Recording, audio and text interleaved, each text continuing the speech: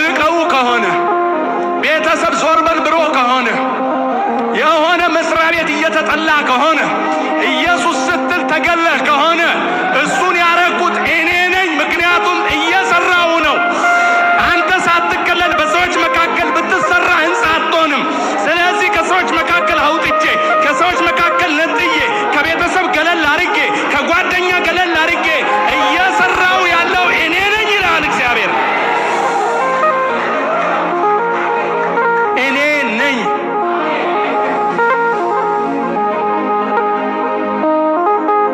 እኔ ነኝ።